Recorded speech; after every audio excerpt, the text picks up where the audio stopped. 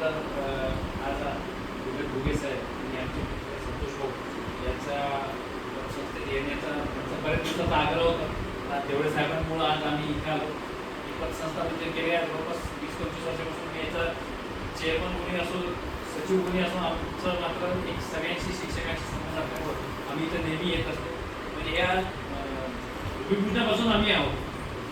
शेजाऱ्यांकडून काय झालं हे तुम्हाला काही नवीन सांगायची गरज नाही, पण एक साधारणपणे गेल्या 20 वर्षापासून तर मी संबंधात आहेच याच्याकडे.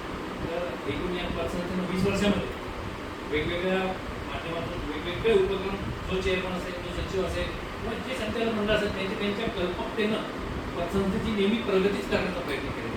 आणि सगळ्यात मेन म्हणजे तुमची वसुली जी आहे, जिल्हा परिषदेतून पगार होत असल्यामुळं पगारातून सगळं डिडीक तुकडं होते, त्यामुळे मग कर्ज द्यायला काही अडचण नाही. यांची खाजगी बँक आहे, ती कर्ज दिल्यानंतर यांना खूप मागं लागावं लागते किंवा मग कर्ज वसूल करायचं कसं हा प्रश्न यायचा. तसं तुमच्यासमोर तो प्रश्न नाही. तर उलट वेगवेगळे जे उपक्रम शिक्षक संस्थेतर्फे राबवले जातात, त्याला वेगवेगळ्या आता सर आल्यापासून तर प्रसिद्धीच्या स्वतः संस्था आहे. वेगवेगळे जे काही समाजामध्ये जे काही चांगले लोक असतील त्यांचे आतापर्यंत सत्कार केला तुम्ही. आता सरांनी सांगितलं उस्मानाबादच्या शिक्षणाधिकाऱ्यांचा सत्कार केला. तर असं संस्थेच्या माध्यमातून केवळ नफा कमवणे हाच उद्देश नाही, तर सभासदांचं हित, सभासदांच्या वारसांचं हित हे संचालक मंडळ जपतंय, हीच एक खूप मोठी बाब आहे. आणि अशीच उत्तर प्रगती करावी. आमच्या प्रसिद्धी माध्यमाच्या माध्यमातून जी काही तुम्हाला मदत हवी असेल ती आम्ही पूर्णपणे करू.